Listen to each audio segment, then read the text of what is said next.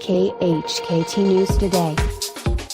The United Nations has verified 7,000 cases of children either killed or maimed in Syria's 7-year war, but says unverified reports puts the number way beyond 20,000.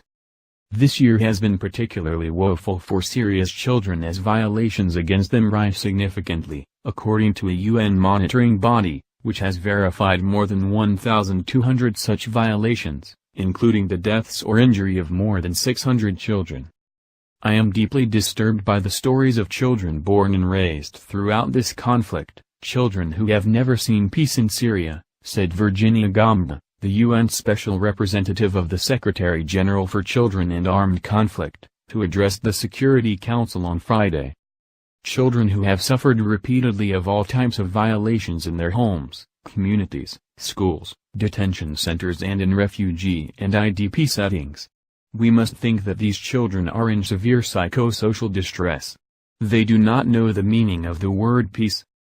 In early 2014, the UN admitted it had stopped officially counting deaths in Syria as it could no longer rely on its own data, with its access to much of the country impeded.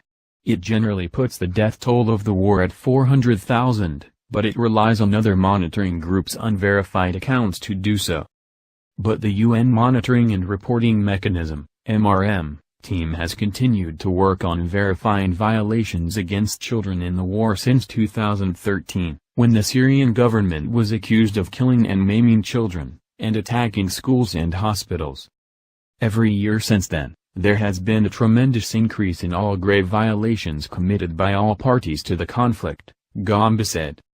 The team verifies 6 violations, namely the recruitment and use of children by parties in the conflict, killing and maiming, rape and other forms of sexual violence, attacks on hospitals and schools, abductions, and denial of humanitarian access.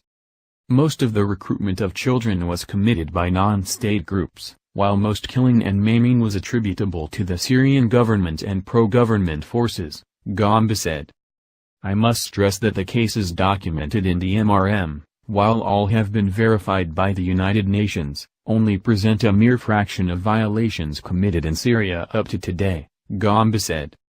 As war rages, detention of children for alleged association with armed forces and armed groups has exponentially increased. In 2018 alone, more than 1,300 children are reportedly held by parties in northeastern Syria, according to Gamba, but the UN monitoring team could only verify 7 cases as the areas affected were largely inaccessible. In other areas, the team has verified more than 350 cases since 2014. In the first 3 months of this year, there was an increase of 25% in recruitment and use of children, and of 348% in killing and maiming, compared with the previous months, Gamba said. The Syrian war began to turn in President Bashar al-Assad's favor as his forces began to seize swaths of territory from ISIS and opposition rebel groups in 2016. Syrian forces, backed by Russian air power, repeatedly bombed schools and medical facilities. Syria and Russia have both denied they deliberately target schools or civilians. 1 in 3 schools are estimated to be out of use, either damaged, destroyed or used as a shelter or for military purposes.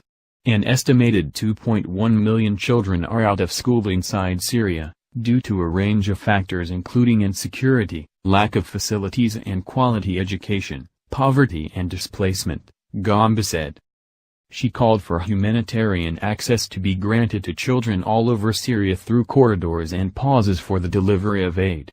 The UN has struggled to provide aid to many parts of Syria that are held by opposition groups but are besieged by regime forces. It is time for the children of Syria to believe in their own future and to learn what peace means. It is time for them to retake the childhood that was taken away from them, she said.